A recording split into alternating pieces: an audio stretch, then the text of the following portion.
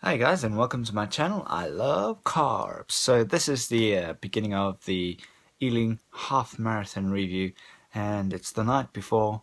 I've carved up a little bit too much and have really filled myself up with some real good carbs. So that's rice and potatoes and nothing else, no animal products. Been a vegan for over a year now, and you don't eat animal products. So yeah, carbs all the way. If you want to increase athletic performance, I recommend some carbs.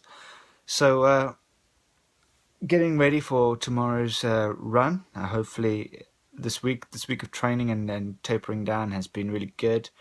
I even managed to clock out some PBs for a 10K, which is really exciting. So, looks like tomorrow is going to be a really good day if I put my mind down to it. So I'm just going to go through the stuff that they give you pre-race, and so that you can get ready for the day, so that your number, timing chip, and stuff like that.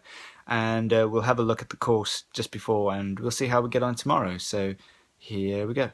So this is my running number from 2013. As you can see, they used to have the chip going right around the bend there. So do not bend. That was quite heavy on the chest, and if you have a shirt, pardon me. And if you have a shirt with a lot of printing on, it is prone to give you nipple rub, and that's not the best thing that you want. So they scrapped that idea and have gone for a nice lightweight running number, a lot better, a lot better. And they've attached the running baggage label at the end there. Here is your timing chip. Your timing chip looks like that, and they give you some ties to go with it. So. And that will go around your shoe. I'll be putting it on tonight, and I'll show you what that looks like and everything. But let's just quickly have a look at, and then there's the mentioned charity, Alzheimer's Society. So that's where the majority of the donations will be going. That's great. So timing chip, and let's have a look at what is out there for us tomorrow. What is prepared for us, and obviously this pamphlet is quite nice, really easy to open and have a look at, and we can actually see. So let's have a look at the course tomorrow. So the course tomorrow says 56-mile drive for me tomorrow, so I'll have to leave at about half 6, quarter to 7 to get to Lammas Park in London, just along the M4, which runs around the bottom here, and get to Lammas Park. And so you head out, you start on the road, you head out, and what I've noticed about this map is that the water points in the beginning are quite close to each other. And so the first water point's at mile 2, then at mile 4, and then at miles halfway between 5.5, yeah, and then you go for quite a long way without any water until like 8.5. So that's a whole 3 miles compared to your 2 miles and 1.5 mile type distances. And then from mile 9 you go all the way through to mile 12, 11.5, and I guess that's kind of like a 2.5 mile gap. So you you are running quite a long way without any water in that last half of the race. So we'll have to be careful of that, make sure that we don't get too bloated in the beginning, and make sure that we have enough stamina to take us through this route over here. Now I don't know if the course has changed from when I did in 2013, but it looks pretty similar. This is going to be a nice little interesting bit around here. Hopefully we'll see the elites go past, and hopefully we'll see some encourage the runners who are near the back just to carry on going. And then you head in Lammas Park. This is a bit of a wobbly one, and so it comes around there and then back over through and then into the park and then round. So when you enter the park, it's kind of I remember being in a mind boggle where you get in and it's like, oh, almost there, but no, you actually have pretty much half a mile to go before you hit the finish line. The information, so that looks like pretty good. I know that it's fairly flat. I know there's some gradual inclines that go on for quite a while, but I'm pretty sure that it won't take too much damage on the legs. So let's have a look at the information. So you have your race number and your timing chip, so please Ealing Half, the organisers, please update this, because you have the race will be electronically timed with the timing chip on the back of your race number. That's not the case this year, so just check that out. Please do not burn the race numbers, blah blah. So that's the race number that you had in 2013. That's not the race number that you have for 2015.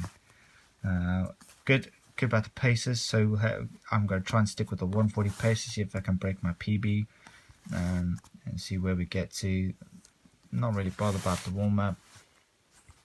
The race starts at 9 o'clock, which is good.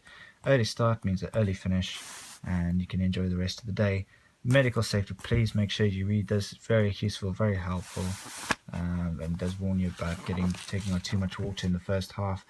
As you can see, the water stations here are listed 2, 4, 6, 9 and 12. So there's a 3-mile gap there and 3-mile gap there. So that's something you got to watch out for, because you kind of get used to the first 2, 4, 6, like the first 3 water points are really close together. You think, oh, this is great, but actually as the day progresses and it gets a bit hotter during the early hours of the morning, not early hours, during about 10 to 11 it'll get hotter.